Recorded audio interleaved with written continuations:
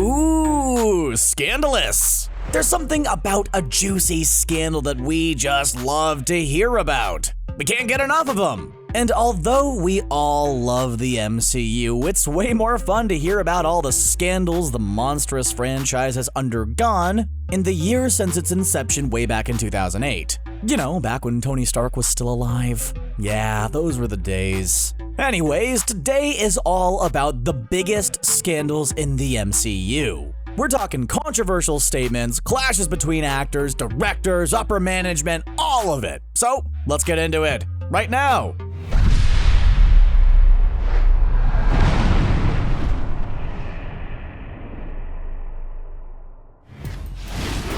It was the announcement that broke all of our hearts. SpiderMan is out of the MCU. What the heck happened? Everything seemed to be going so well, with Spider-Man positioned as one of the main faces of the franchise going forward. But now, as much as we wish this was all part of Mysterio's illusion, the future of the character is seriously in limbo. So how did we get here? Well, to put it simply, it's looking like it all comes down to money. There are a ton of different rumors and reports out there about what went down, but the general consensus seems to be that Disney and Sony couldn't agree on a number when it came to sharing costs and profits, and each side refuses to budge. All we know is that we'd rather have the character stay in the MCU rather than go off to fight Tom Hardy's Venom. So work it out, you guys, please. James Gunn might be the only individual who could have made a movie about a raccoon and a talking tree successful, so it was a shock when Disney fired him from Guardians of the Galaxy Volume 3. Here's what happened. After Gunn was critical of Donald Trump, a right-wing media personality dug up some of Gunn's old tweets, and a lot of them were extremely offensive and over the line. Disney took one look at this and, trying to avoid bad PR, fired Gunn. But the whole situation was complicated. And although Gunn released a heartfelt statement accepting responsibility for his actions and apologizing, while emphasizing that he's changed in the almost 10 years since those tweets, Disney would not bring him back. But of course, things didn't stay that way. It now looks like Disney was always going to bring Gunn back, but they had to wait a few months until some of the heat died down before they could officially announce Gunn's return. Captain Marvel made over $1 billion at the box office, which probably didn't sit well with a lot of the outspoken, very vocal minority who desperately tried to sabotage the movie before it even came out. Why would they even do that? Well, Brie Larson ruffled some feathers in interviews leading up to the movie's release, where she stated how she was interested in stories from the perspective of people other than white males. This triggered a very intense reaction from the same group of people who claimed Disney ruined Star Wars by including prominent female characters, and accused Larson of pushing her own social justice warrior agenda. There was even an attempt to boycott the film as a result of her man-hating. Yeah, a whole lot of good that did. But it did open up Larson to even more attacks, with rumors circulating that she was feuding with her Avengers cast, and how the higher-ups were worried about making her the face of the franchise going forward. Even though Don Cheadle tweeted directly about these rumors, saying they were ridiculous, the rumors and scandal still persists. When working with Marvel Studios, you have to remember their famous slogan, "It's all connected." This means that the MCU has grown so big that most of its movies lay the groundwork for future sequels and storylines. And that could be hard for Marvel directors who are just trying to stay focused on their own movie. This was especially difficult for Joss Whedon, who, although saw a lot of success with the first Avengers film, seems like he fought hard with Marvel executives during the making of Age of Ultron. There was just a lot of elements in the movie that the big wigs and Whedon butted heads over, ranging from the inclusion of the weird dream sequences, Hawkeye's farm life, and Thor's journey to a mystical cave. Although Age of Ultron does have its moments, we think we can all agree it's a messy movie with too much focus on sequel building. And the constant fighting over what to include proved to be exhausting for Whedon, who was very vocal about his less than stellar experience. Unsurprisingly, Whedon has not returned to direct any more MCU films.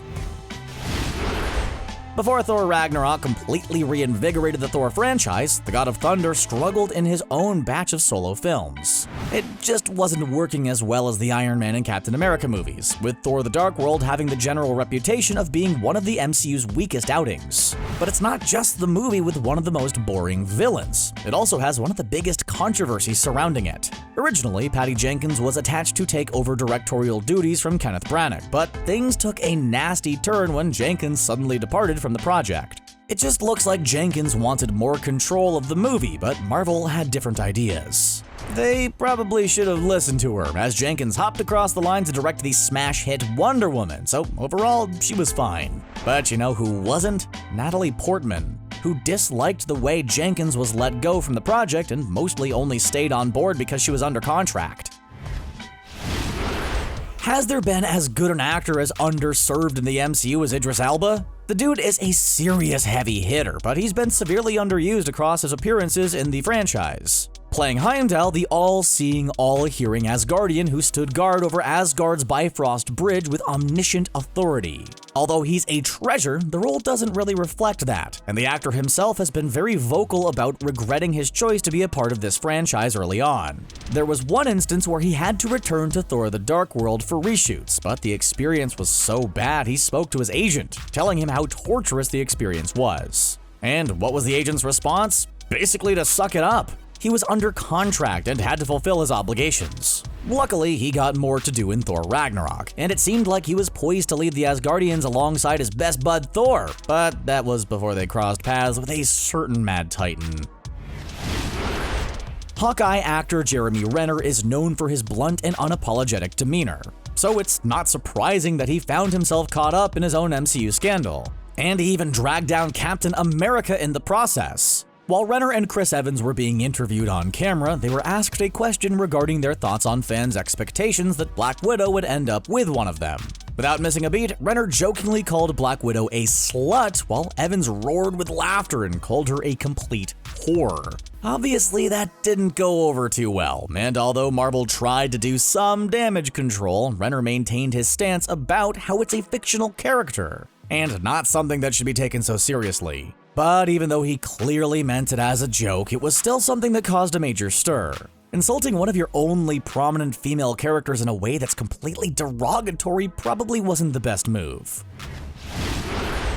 Most people overlook the Incredible Hulk as part of MCU canon, and it's not hard to see why. It came out the same year as Iron Man, but was met with a middling critical and commercial response. But the most glaring thing about it is that it stars a Bruce Banner that doesn't look like Mark Ruffalo. Yeah, to many, Mark Ruffalo is the face of the Hulk forever now, and Ruffalo's performance as the Jolly Green Giant has been charming audiences for years. But maybe if the Incredible Hulk movie turned out better, we would be seeing Ed Norton instead of Mark Ruffalo starring in goofy space buddy comedies alongside Thor. But executives and Norton just couldn't get along enough to work out their differences. Norton has always been a very passionate actor, and if he has a problem with a script, he's gonna say so.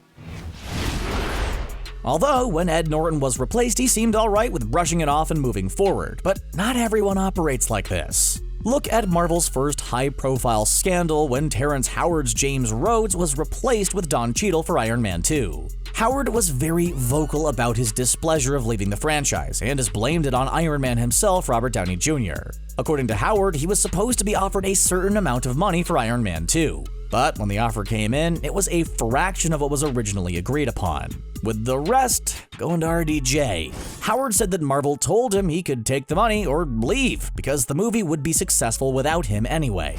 But over the years, Cheadle has made War Machine a pretty fun character, so again, we're not upset over the casting change. It's not like it fundamentally altered the franchise or anything.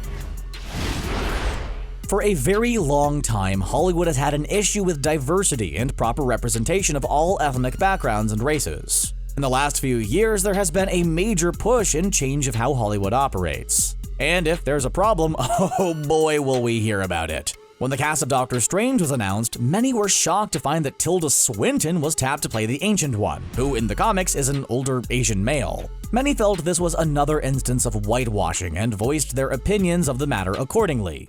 Probably the main reason why Marvel didn't go with a traditional Asian old man as the Ancient One is because that in itself is a played-out stereotype.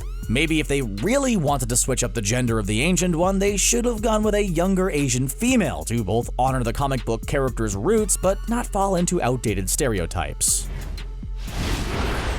You guys remember Civil War? No, not Captain America Civil War, but rather the Civil War that happened because of Captain America Civil War? Stick with us. During filming of Captain America Civil War, Kevin Feige, Marvel Studios president, reportedly butted heads fiercely with Marvel Entertainment CEO Ike Perlmutter about the huge budget of the film. Things got so bad that Feige reportedly threatened to quit Marvel altogether if the current status quo wasn't changed. This resulted in a huge restructuring on the corporate side of Marvel. Before, Feige had to report to the Marvel Creative Committee, which was run by Perlmutter and other suits like Marvel Entertainment president Alan Fine. After Feige almost walked away, Disney CEO Bob Iger agreed to shuffle everything up so Feige didn't have to deal with Perlmutter anymore, and instead have more creative freedom while reporting to Disney Studios chief Alan Horn. When you're the face of the most successful franchise in the world, it's safe to say you might have some leverage. After the huge success of Guardians of the Galaxy, James Gunn wanted to go even bigger in Volume 2, getting even weirder and wilder than before. This included the introduction of a new Guardian, Mantis, who has the ability to sense other people's feelings and alter them. Although the character seemed to fit right in with the lovable group of outcasts, there was still a controversy surrounding the character. Steve Englehart, one of the creators of the Mantis comic book character, was quoted saying how he wasn't happy with Mantis's portrayal. And it's not hard to blame the guy. Mantis is incredibly different than her comic book counterpart, to the point where there's barely a connection between the two. But the Mantis controversy grew even bigger when a vocal minority expressed how poorly the Mantis character was treated throughout the film, especially by characters like Drax, who seemed to just confirm what Mantis already thought about herself, that she was worthless. Not a very good representation from a character who kicks a lot of butt in the comics.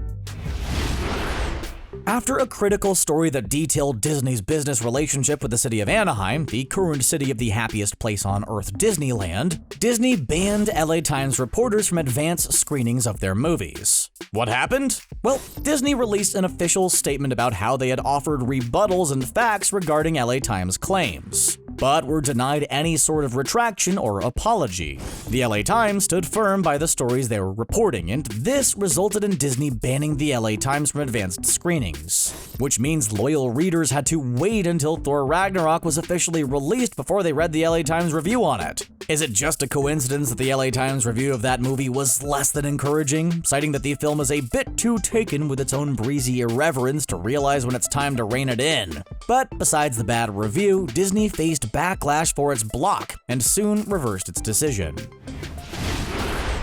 Edgar Wright is one of the most celebrated directors out there right now, thanks to his extremely popular Cornetto trilogy, Scott Pilgrim vs. the World, and the recent Baby Driver. It would have been a thrill to see what he would have done with a Marvel superhero, but even though he was the director that was originally attached to Ant-Man, things just didn't work out in the end. It's actually kind of a tragic story. Wright had been developing an Ant-Man movie ever since 2006, which was a full 2 years before Iron Man hit the big screen. 8 years later, right when Ant-Man was finally about to make his big screen debut, Wright left the project, citing creative differences with Marvel. But you can see why. Wright is a very unique director with a very distinct style. The story he'd been working on with Ant-Man for 8 years was its own sort of thing, but while Wright was developing his movie, the MCU grew to have its own voice and look. Rather than compromise his vision, he decided to leave the project. ShangChi is one of the most exciting upcoming Marvel movies of Phase 4. Not only has the character been one of the most requested Marvel comic characters to make the jump to the big screen, but the film's announced title, Shang-Chi and the Legend of the Ten Rings, promises to explore the history of the terrorist group that was introduced way back in the first Iron Man movie.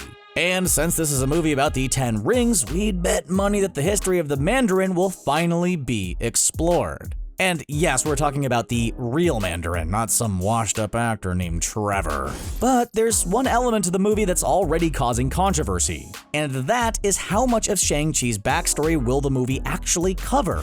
Because if we're looking at it in today's day and age, it's nowhere near acceptable. The biggest concern people have is Shang-Chi's father, who is otherwise known as Dr. Fu Manchu. Yeah, that doesn't fly anymore. We have enough faith in Marvel to at least understand that there is no way they could place an Asian character with the name Fu Manchu into one of their movies.